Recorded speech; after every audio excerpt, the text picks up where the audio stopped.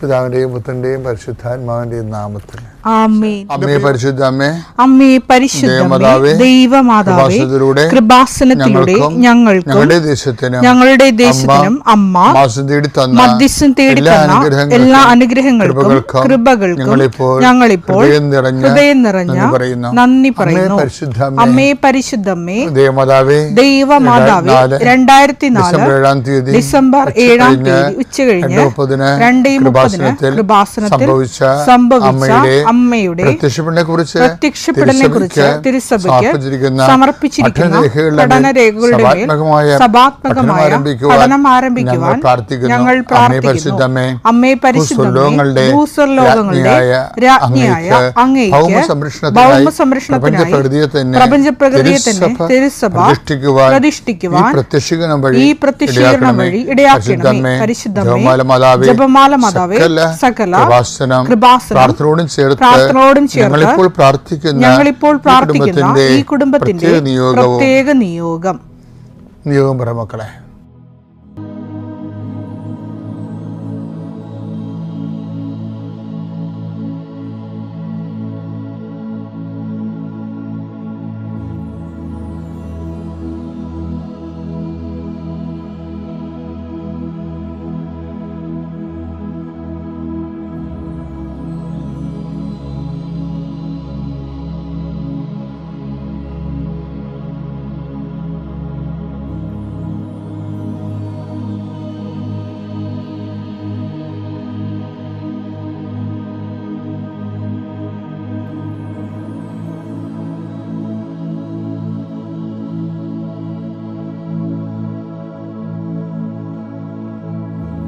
അമ്മയുടെ പ്രത്യക്ഷീകരണത്തിന്റെ ഈ അനുഗ്രഹവേളയിൽ ഞങ്ങൾക്ക് സാധിച്ചു തരുവാൻ കനിയണമേ. ആമേൻ. കർത്താവേ, നിന്റെ ഉന്നതമായ നാമത്തിന് സ്തോത്രം ചെയ്യുന്നു. കർത്താവേ, നിന്റെ വിശുദ്ധ പൗരോഹിത്യത്തെ മഹത്വപ്പെടുത്തണമേ. കർത്താവേ, സഭയിലുള്ള സാന്നിധ്യം ദൃഢമാക്കണം. 40 വർഷം ഞാൻ അർപ്പിച്ച കൃപാസനത്താരെ ജീവനോടെ പ്രത്യക്ഷപ്പെട്ട മാതാവിൻ്റെ സാന്നിധ്യം ഈ കൃപാസനത്തിൽ വന്നിറങ്ങി പ്രാർത്ഥിച്ചു പോകുന്ന ലക്ഷോപലക്ഷം മനുഷ്യരുടെ പ്രാർത്ഥനയുടെ ശക്തിയാൽ ഞാൻ ഇന്നത്തെ ദിവസത്തെ എൻ്റെ മക്കളുടെ ആവശ്യങ്ങളെ കർത്താവിൻ്റെ ദൃശ്യം സമർപ്പിച്ചുകൊണ്ട് ആശീർവദിക്കുന്നു. കർത്താവെ, അങ്ങയുടെ മക്കളുടെ മേൽ നിൻ്റെ തിരുപ്രഭാതം മരുന്നുകരം വെക്കണമേ. എൻ്റെ കർത്താവിൻ്റെ ഉന്നതമായ നാമത്തിൽ ശിരസിൻ്റെ രോഗങ്ങൾ, ബ്രെയിനിലെ സിസ്റ്റുകൾ, ബ്രെയിനിലെ ക്യാൻസറുകൾ, ബ്രെയിനുമായിട്ട് ബന്ധപ്പെട്ട മുഴുവൻ രോഗങ്ങൾ ഈ നിമിഷം ഇത് പ്രാർത്ഥന കൂടുന്ന മക്കളുടെ മേൽ കർത്താവിൻ്റെ ശക്തി ഒഴുകുകയും നിസ്സുഖപ്പെടുകയും ചെയ്യട്ടെ. തൊണ്ടനൊമ്പരങ്ങൾ, അത്തോൺസൈറ്റുകൾ, തൈറോയിഡുകൾ, ശ്വാസകോശ രോഗങ്ങൾ, ഉദര രോഗങ്ങൾ, രോഗങ്ങൾ, PCOD രോഗങ്ങൾ, സർവാംഗവാദ രോഗങ്ങൾ, വൃഷ്ണരോഗങ്ങൾ കർത്താവിൻ്റെ നാമത്തിൽ ഉച്ച മുതൽ ഉള്ളങ്കാര് വരെ കർത്താവിൻ്റെ രക്തം പടരട്ടെ. മരുന്ന് ലേപനമല്ല, അങ്ങയുടെ വചനമാണല്ലോ അങ്ങയുടെ മക്കളെ സുഖപ്പെടുത്തുന്നത്. വചനത്തിൻ്റെ കരുത്ത ശക്തിയാൽ യേശുക്രിസ്തു ഉന്നതമായ നാമത്തിൽ അങ്ങയുടെ മക്കൾ സൗഖ്യം പ്രാപിക്കട്ടെ. കർത്താവെ, ഇന്നത്തെ യാത്ര, ഇന്നത്തെ സംസാരം, ഇന്നത്തെ കമ്മ്യൂണിക്കേഷൻസ്, ഇന്നത്തെ ഒപ്പുകൾ, ഇന്നത്തെ എഴുത്തുകൾ, ഇന്നത്തെ ഉപയോഗിക്കുന്ന വാഹനങ്ങൾ, കർത്താവ് ഇന്ന് ചെയ്തു തീർക്കേണ്ട എല്ലാ ഉത്തരവാദിത്തങ്ങളും കണ്ടുമുട്ടുന്ന എല്ലാ വ്യക്തികളുടെ മേലും എൻ്റെ മക്കളുടെ മേൽ കർത്താവിൻ്റെ ശക്തി പ്രവർത്തിക്കുകയും മാതാവിൻ്റെ മധ്യസ്ഥത്തിൽ സഞ്ചാരി മാതാവ് സമയത്തിൻ്റെ അധികാരം നിലമേലങ്കിയാൽ നിങ്ങളെ പൊതിയുകയും സന്തോഷത്തോടെ നിങ്ങൾ രാത്രി തിരിച്ചു വരാൻ ദൈവം അനുവദിക്കുകയും ചെയ്യട്ടെ. വിശ്വാസ പ്രമാണം. സർവശക്തനായ പിതാവും ആകാശത്തിൻ്റെയും ഭൂമിയുടെയും സൃഷ്ടാവുമായ ദൈവത്തിൽ ഞാൻ വിശ്വസിക്കുന്നു. അവിടുത്തെ ഏകപുത്രനും ഞങ്ങളുടെ കർത്താവുമായ ഈശോ മിശിഹായിലും ഞാൻ വിശ്വസിക്കുന്നു.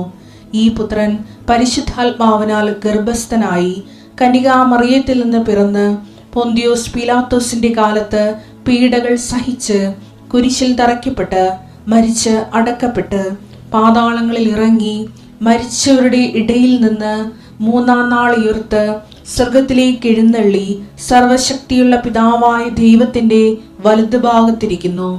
അവിടെ നിന്ന് ജീവിക്കുന്നവരെയും മരിച്ചവരെയും വിധിക്കുവാൻ വരുമെന്നും ഞാൻ വിശ്വസിക്കുന്നു. പരിശുദ്ധാത്മാവിലും ഞാൻ വിശ്വസിക്കുന്നു. വിശുദ്ധ കത്തോലിക്കാ സഭയിലും പുണ്യവാന്മാരുടെ ഐക്യത്തിലും പാപങ്ങളുടെ മോചനത്തിലും ശരീരത്തിന്റെ ഉയർപ്പിലും നിത്യമായ ജീവിതത്തിലും ഞാൻ വിശ്വസിക്കുന്നു. ആമേൻ. സ്വർഗ്ഗസ്ഥനായ ഞങ്ങളുടെ പിതാവേ, അങ്ങയുടെ നാമം പൂജിതമാകണമേ. അങ്ങയുടെ രാജ്യം വരണമേ. അങ്ങയുടെ തിരുമനസ് സ്വർഗത്തിലെ പോലെ ഭൂമിയിലുമാകണമേ. അന്നു വേണ്ടുന്ന ആഹാരം ഇന്ന് ഞങ്ങൾക്ക് തരണമേ. ഞങ്ങളോട് തെറ്റ് ചെയ്യുന്നവരോട് ഞങ്ങൾ ക്ഷമിക്കുന്നത് പോലെ ഞങ്ങളുടെ തെറ്റുകൾ ഞങ്ങളോടും ക്ഷമിക്കണമേ. ഞങ്ങളെ പ്രലോഭനത്തിൽ ഉൾപ്പെടുത്തരുതേ, തിന്മയിൽ ഞങ്ങൾ രക്ഷിക്കണമേ. ആമേൻ. നന്മ തെളിഞ്ഞു മറിയമേ, സ്വസ്തി. കർത്താവ് അങ്ങയുടെ കൂടെ സ്ത്രീകളിൽ അങ്ങ് അനുഗ്രഹിക്കപ്പെട്ടവളാകുന്നു. അങ്ങയുടെ ഉദരത്തിൻ ഫലമായി ഈശോ അനുഗ്രഹിക്കപ്പെട്ടവനാകുന്നു. പരിശുദ്ധ മറിയമേ, തമ്പുരാന്റെ അമ്മേ, പാപികളായ ഞങ്ങൾക്ക് വേണ്ടി ഇപ്പോഴും ഞങ്ങളുടെ മരണസമയത്തും തമ്പുരാനോട് അപേക്ഷിക്കണമേ. ആമേൻ. എൻ്റെ പ്രിയപ്പെട്ടവരെ, ഉടമ്പടി ജീവിതത്തിലെ ഒരു പ്രധാന എക്സർസൈസ്, ആത്മീയ അഭ്യാസം, അരമണിക്കൂർ വചനം വായിക്കുകയാണ്. അതിൻ്റെ ഭാഗമായിട്ട് എനിക്ക് പലപ്പോഴും തോന്നിയിട്ടുള്ളത്, നിങ്ങൾ ഒരു 20 മിനിറ്റ് വചനം വായിച്ചിട്ട് 20 മിനിറ്റ് നിങ്ങൾ 10 മിനിറ്റെങ്കിലും വെറുതെ കൂളായിട്ടിരിക്കണം. മനസ്സിനെ കാം ഡൗൺ ചെയ്ത് കൂളായിട്ടിരിക്കണം. ഇങ്ങനെ എല്ലാ വിഷയം. അതുപോലെ തന്നെ ഇപ്പോൾ പ്രഭാഷകൻ പറയരുത്, നിങ്ങൾ എടുത്തു ചാടി മറുപടി പറയരുത്. മനസ്സിനെ ഏകാഗ്രമാക്കാൻ അച്ഛൻ പറഞ്ഞില്ലേ, അതിൻ്റെ ഒരു പ്രധാനപ്പെട്ട കാരണമായി ഈ പ്രഭാഷകൻ 11:8 വചനങ്ങളും അതിൻ്റെ പരിസരത്തുള്ള വചനങ്ങളൊന്ന് വായിക്കേ. പ്രഭാഷകൻ 11-ാം അധ്യായം 7 മുതലുള്ള തിരുവചനങ്ങൾ. പ്രഭാഷകൻ 11:7. അന്വേഷിച്ചറിയാതെ കുറ്റം ആരോപിക്കരുത്. ആദ്യം ആലോചന പിന്നെ ശാസനം. കേൾക്കുന്നതിന് മുമ്പ് മറുപടി പറയരുത്. ഇടയ്ക്കു കയറി പറയരുത്. വേണ്ടാത്ത കാര്യങ്ങളിൽ തലയിടരുത്. പാപികളുടെ വിധിതീർപ്പിൽ പങ്കാളിയാകരുത്. അതായത് ഇതിൻ്റെ അകത്ത് വിഷയം വെച്ച് കഴിഞ്ഞാൽ പല വിഷയങ്ങളും. ഇപ്പം ഞാൻ എപ്പോഴും അമ്മയെ കാണുമ്പോഴേ അമ്മയുടെ മനസ്സില്ലേ, അമ്മയുടെ മനസ്സ് പറയാൻ വേണ്ടി എപ്പോഴും ബൈബിൾ പറഞ്ഞത് എന്താണെന്ന് വെച്ച് കഴിഞ്ഞാൽ, മറിയമെല്ലാം ഹൃദയത്തിൽ സംഗ്രഹിച്ചു എന്നാണ് എല്ലാ വിഷയങ്ങളും. അപ്പോൾ അവിടെ ഇതിൻ്റെ അകത്ത് എല്ലാം ഉണ്ട്. എടുത്തയാടി മറുപടിയില്ല. പിന്നെ എന്തെങ്കിലും ഇല്ലാത്തത്, കേൾക്കുന്നതിന് മുമ്പ് മറുപടിയില്ല. അന്വേഷിച്ചറിയാതെ കുറ്റം ആരോപിക്കരുത്. പിന്നെ ആദ്യം ആലോചന പിന്നെ ശാസനം. കേൾക്കുന്നതിന് മുമ്പ് മറുപടി പറയരുത്. ഇടയ്ക്ക് കയറി പറയരുത്. അപ്പൊ ഇതിനെല്ലാം കൂടി എടുത്തിട്ടാണ് ഒരു മരിയൻ ബിഹേവിയർ ഫോം ചെയ്യണത്. എന്താണ് ഇതിൻ്റെ കണ്ടൻസ് ഉണ്ട്, അതിൻ്റെ അകത്ത് കണ്ടന്റുകൾ. മറിയം എല്ലാം ഹൃദയത്തിൽ സംഗ്രഹിച്ചു. അപ്പോൾ ഹൃദയത്തിലേക്ക് ഇപ്പം നമ്മൾ ഈ മരുന്നൊക്കെ വായിക്കത്തില്ലേ, പക്ഷേ ഇഞ്ചക്ഷൻ, വാക്സിനേഷൻ്റെ ഇഞ്ചക്ഷനൊക്കെ വാങ്ങിക്കുമ്പോൾ ഇപ്പോൾ പോളിയോയുടെ ഇഞ്ചക്ഷൻ തന്നെ എടുത്താലും അപ്പോൾ ഗവൺമെൻറ് ഓർഡർ ഇടും, നാളെ പോളിയോയുടെ ഇഞ്ചക്ഷൻ ഉണ്ടെന്ന് നമ്മൾ പറഞ്ഞു കഴിഞ്ഞാൽ അവർ ആ പോളിയോയുടെ ഇഞ്ചക്ഷൻ ആ ദിവസം പോളിയോ ഇഞ്ചക്ഷൻ കഴിയണവരെ ആ വാക്സിൻ ആ സ്ഥലത്ത് കറണ്ട് പോകത്തില്ല. എല്ലാ ഫ്രിഡ്ജും കൃത്യമായിട്ട് വർക്ക് ചെയ്യാൻ വേണ്ടി കറണ്ട് അവിടെ കൊടുക്കും. അതെന്താ കാര്യം? എല്ലാ മരുന്നിലും എഴുതിയിട്ടുണ്ട്, keep it in A cool and dark place.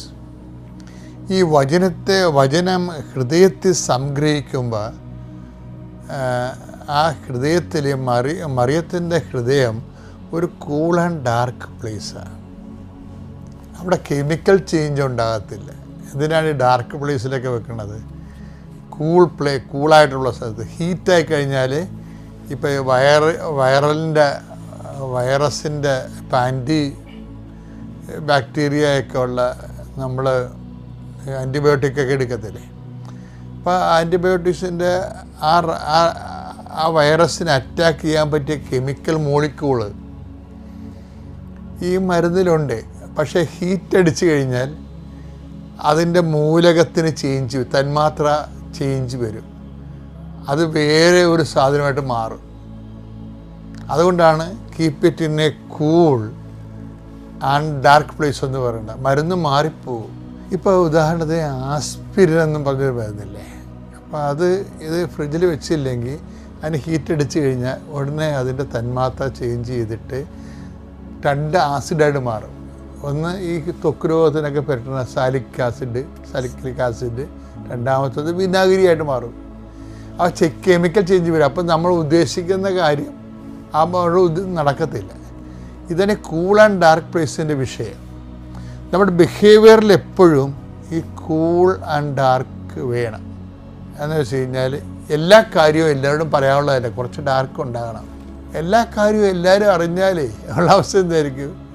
ഞാൻ ചില സ്ഥലത്ത് അവർക്ക് ഇപ്പോൾ ചിലർ പൊട്ടന്മാരാണെന്ന് നമ്മൾ പറയണേ, അവർക്ക് എങ്ങാനും ചെവി കേൾക്കാമെങ്കിൽ എന്തുമാത്രം അടി നടന്നേന്. ഇതിപ്പോൾ ചിലർ പൊട്ടന്മാരാകണമെന്നല്ല ഞാൻ പറയണത്. അതായത് ചില കാര്യങ്ങൾ ചില സമയത്ത് അറിയാൻ പാടില്ല. അതാണ് ഡാർക്ക് പ്ലേസ് എന്ന് പറയണത്. അതറിഞ്ഞാൽ അതിൻ്റെ ഭവിഷ്യത്ത് എന്താണെന്ന് നമുക്കൊരു പിടിയും കിട്ടത്തില്ല. അതുകൊണ്ട് അത് കീപ്പ് ചെയ്യാൻ പറ്റണേ ഹൃദയത്തിൽ. അമ്മ പറഞ്ഞത് എന്താണ്? മറിയം എല്ലാം ഹൃദയത്തിൽ സംഗ്രഹിച്ചു. അതിനെ വേറെ ആരോടും പറഞ്ഞില്ല. കാര്യം വീട്ടിൽ പറഞ്ഞില്ലെന്നാണ് ഈ പറയണത്. അമ്മ ഹൃദയത്തിൽ സംഗ്രഹിച്ചു എന്ന് വെച്ച് കഴിഞ്ഞാൽ 2 കാര്യവും, അതായത് തൻ്റെ ജീവിതത്തിൽ സംഭവിക്കുന്ന ചില ആൾക്കാർ സംസാരിച്ചാണ് ദൈവമായിട്ട് അകന്നു പോണത്. സംസാരിച്ചാണ് അകന്നു പോണത്.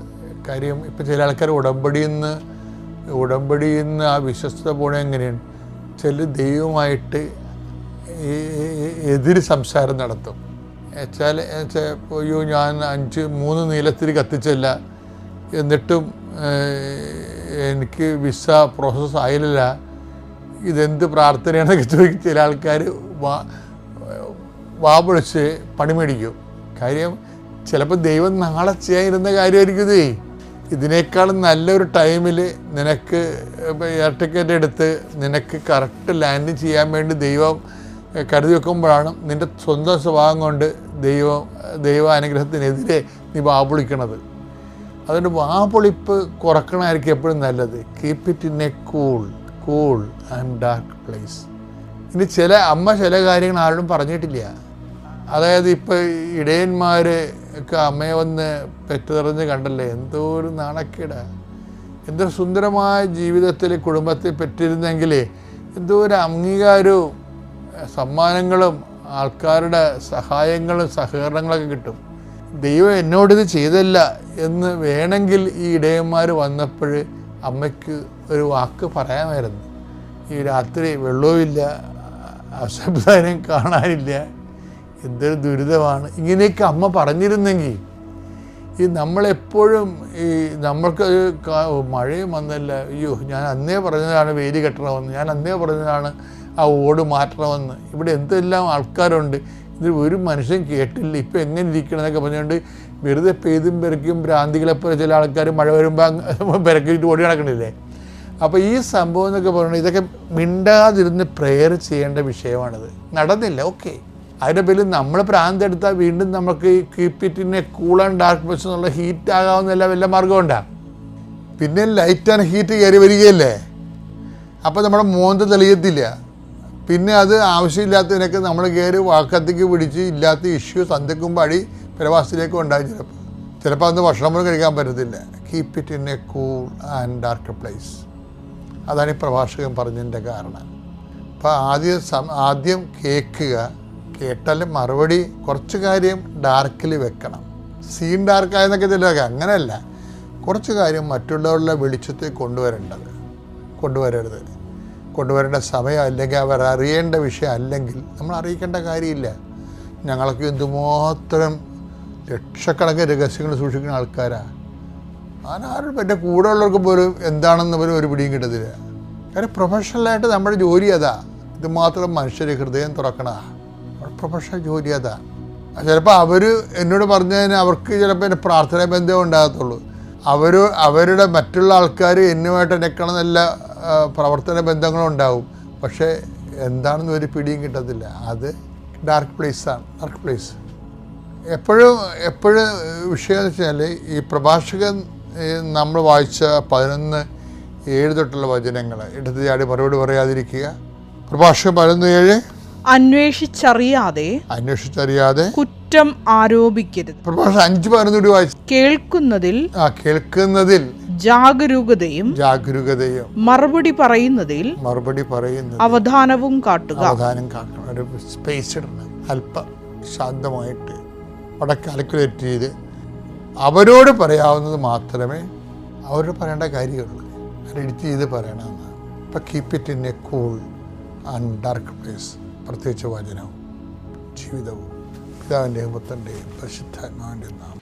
ഞാൻ ആദ്യമായി എനിക്ക് ഇവിടുന്ന് കിട്ടിയ അനുഗ്രഹം എന്ന് വെച്ചാൽ, ഞാൻ ഉടമ്പടി എടുക്കുന്നതിന് മുമ്പ് തന്നെ എനിക്ക് അനുഗ്രഹം ലഭിച്ചു.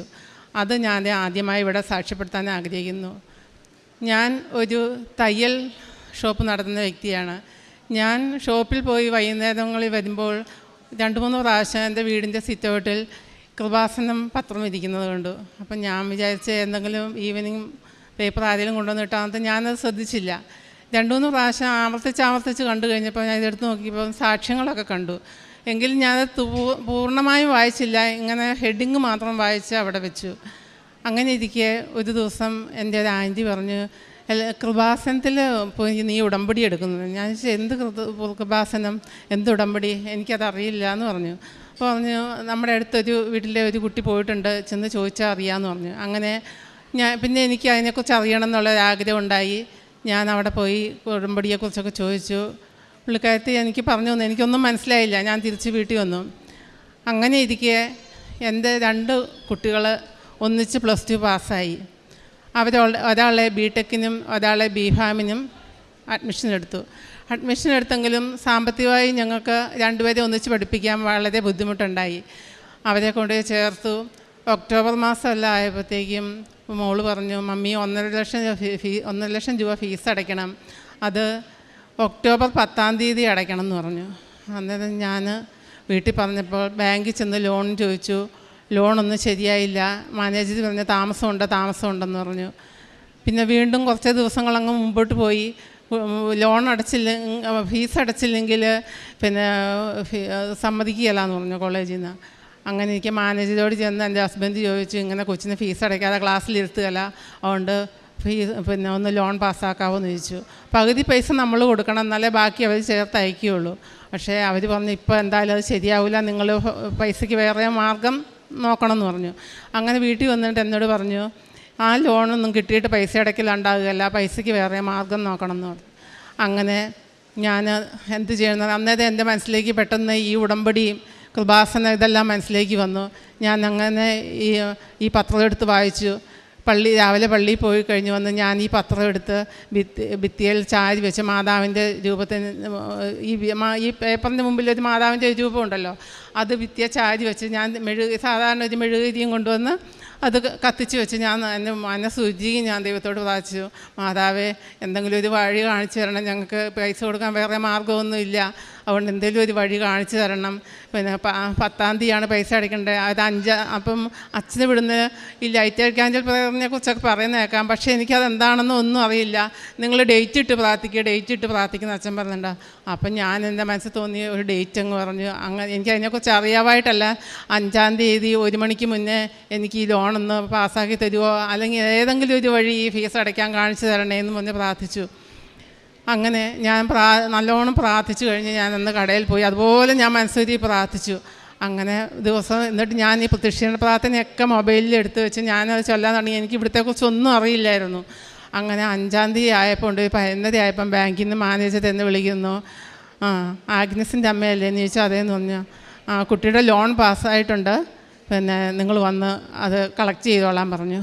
അപ്പോൾ ഇതിനു മുമ്പ് ഈ ലോൺ പാസ്സാകില്ല എന്ന് പറഞ്ഞു തന്ന് ഞാൻ പിറ്റേ ദിവസം പിന്നെയും അതിലേ ചെന്നപ്പോൾ എൻ്റെ മനസ്സിൽ നിന്ന് ആരോ പ്രേരിപ്പിക്കുകയാണ്, ഒന്നും കൂടെ പോയി ചോദിക്കുന്നത്. അപ്പോൾ ഞാനത് തലേന്ന് ചോദിച്ചാൽ ഇനി ചോദിച്ചിട്ട് കാര്യമില്ലല്ലോ എന്ന് വീണ്ടും ഞാൻ പിന്നെ എൻ്റെ ഉള്ളിൽ നിന്ന് ആരോ പറയുന്നത് കേട്ട് ഞാൻ ചെന്നപ്പോൾ മാനേജർ എന്നോട് പറയുകയാണ്, ഞാൻ ഇന്നലെ റീജിയണൽ ഓഫീസിൽ മീറ്റിങ്ങിന് പോയിട്ടുണ്ടായിരുന്നു, നിങ്ങളുടെ അപേക്ഷ ഏറ്റവും ലാസ്റ്റാണ്, പക്ഷേ ഞാനതെടുത്ത് ഏറ്റവും മുകളിൽ വെച്ചിട്ടുണ്ട്, കിട്ടുമോ ഇല്ലയോ എന്ന് എനിക്കറിയില്ല എന്ന്. അപ്പോൾ എനിക്ക് മനസ്സിലായി മാതാവ് ഇടപെടുമെന്ന്. അതുപോലെ മാതാവ് ഇടപെട്ട് എനിക്ക് ആ കൃത്യസമയത്ത് തന്നെ ആ പൈസ കിട്ടി. അങ്ങനെ ഞാൻ എൻ്റെ മോളുടെ ഫീസ് അടച്ചു. അപ്പോഴത്തേക്കും ഞാൻ കൃപാസനത്തിൽ വന്നിട്ടില്ലെങ്കിലും എനിക്ക് മാതാവുമായിട്ട് ഭയങ്കര ഒരു അറ്റാച്ച്മെൻ്റായി. പിന്നെ എനിക്ക് എങ്ങനെയെങ്കിലും കൃപാസനത്തിൽ വരണം എന്നുള്ളൊരൊറ്റ ആഗ്രഹമേ ഉണ്ടായുള്ളൂ. ഞാൻ എന്ന് എൻ്റെ രാവിലെ നേരം വെളുത്ത് കഴിഞ്ഞാൽ 5:30 ആയി കഴിഞ്ഞാൽ എൻ്റെ കിച്ചൺ കൃപാസനത്തിൻ്റെ സാക്ഷ്യങ്ങളും അച്ഛൻ്റെ ടോക്കുമായിട്ട് ഞാൻ പോകുന്നിടം വരെ വെച്ച് കേൾക്കും. അങ്ങനെ ഞാൻ ഇനി ആരുടെ കൂടെ ഒന്ന് പോകുന്നതെന്ന് അന്വേഷിച്ച് നടക്കാൻ തുടങ്ങി. അന്നൊന്നും അവിടെ നിന്നൊന്നും ബസ്സൊന്നും ഇങ്ങോട്ട് വരുന്നില്ല. ട്രെയിന് മാത്രമേ ഇത്രയും ദൂരം എന്നെ വിടുകയില്ല. എങ്ങനെ വന്നെത്തുമെന്ന് എനിക്കൊരു പിടിയില്ലായിരുന്നു. എന്നെ വഴക്ക് പറയും ചോദിച്ചാൽ ഞാൻ ചോദിച്ചേ ഇല്ല. അങ്ങനെ ഞാൻ പിന്നെ കുറേ കഴിഞ്ഞപ്പോൾ ഞാൻ ചോദിച്ചു, ഞാനിങ്ങനെ ഒന്ന് കൃപാസനത്തിൽ പൊക്കോട്ടെ എന്ന് ചോദിച്ചപ്പോൾ എന്നോട് ആരുടെ കൂടെ എന്ന് ചോദിച്ചു. ഞാൻ പറഞ്ഞാൽ ആരെങ്കിലും കൂട്ടുണ്ടെങ്കിൽ പൊക്കോട്ടെ എന്ന് ചോദിച്ചു. ആരെങ്കിലും ഉണ്ടെങ്കിൽ പൊയ്ക്കോളാൻ പറഞ്ഞു. അങ്ങനെ ഞാൻ അന്വേഷിച്ച് ഞാൻ അറിയില്ലാത്ത ഒരു കുട്ടി ബാങ്കിൽ ജോലി ചെയ്യുന്ന അവൾ പോകുന്നുണ്ടെന്ന് ഞാൻ അങ്ങോട്ട് ചെന്ന് പരിചയപ്പെട്ട് എന്നെയും കൂടി ഒന്ന് കൊണ്ടുപോകാമോ എന്ന് ചോദിച്ചു. അങ്ങനെയാണ് ഞാനിവിടെ ഫെബ്രുവരി 24 2000